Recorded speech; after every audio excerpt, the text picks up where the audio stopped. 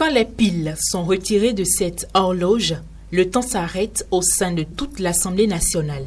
Le blocage de l'horloge, c'est une pratique parlementaire vieille de plusieurs décennies qui a tout son sens dans le fonctionnement de l'institution qui incarne la représentation nationale. C'est vrai que les députés sont des représentants de la nation et qu'ils ont donc la latitude de discuter de tous les sujets comme il leur semble bon. Par contre, en discutant des sujets, les députés sont insérés dans un temps particulier. Et au nombre de ces temps particuliers, nous avons la période d'examen du budget. Vous savez que tout budget à l'Assemblée nationale doit être examiné, adopté au plus tard le 31 décembre.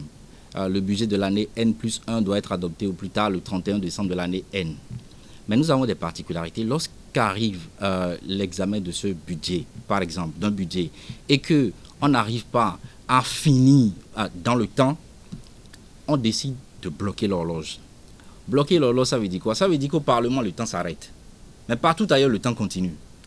Au Parlement, le temps s'arrête. Si on décide de bloquer l'horloge à 23 heures, et même si les débats s'éternisent et que finalement le texte est adopté 2 ou 3 jours plus tard, on va considérer que le texte a été adopté à l'heure, au jour et à l'heure où l'horloge a été bloquée.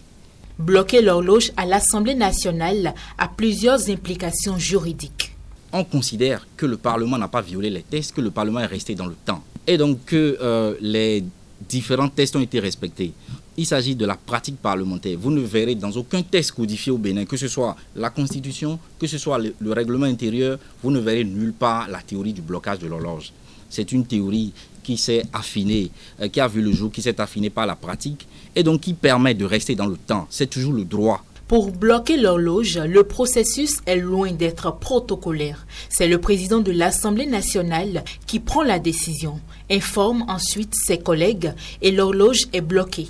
On descend les 2 horloges qui sont à l'Assemblée nationale et on les bloque sur une heure précise. Et donc le temps s'arrête au Parlement, le temps s'arrête à l'hémicycle. On peut s'éterniser, ça peut durer plusieurs jours. L'horloge reste bloquée de façon matérielle. Et une fois que le texte aura été adopté, l'horloge sera débloquée et mise à jour par rapport à l'heure exacte du pays. Plusieurs fois, il m'est arrivé, sur instruction du président de l'Assemblée nationale, d'arrêter l'horloge lors d'un débat. Vous prenez l'horloge et vous enlevez la batterie qui est dans l'horloge. Ça veut dire que nous sommes à l'heure, soit c'est à 23 heures, on l'arrête, ou soit c'est à minuit moins 1 quart, et ça reste comme ça jusqu'à des jours. Et on a passé déjà une semaine comme ça dans ce Parlement avec l'horloge arrêtée. Loin d'être un élément décoratif, l'horloge joue un rôle déterminant dans le bon fonctionnement du Parlement. De son utilisation judicieuse, en effet, dépend la bonne qualité de la production parlementaire.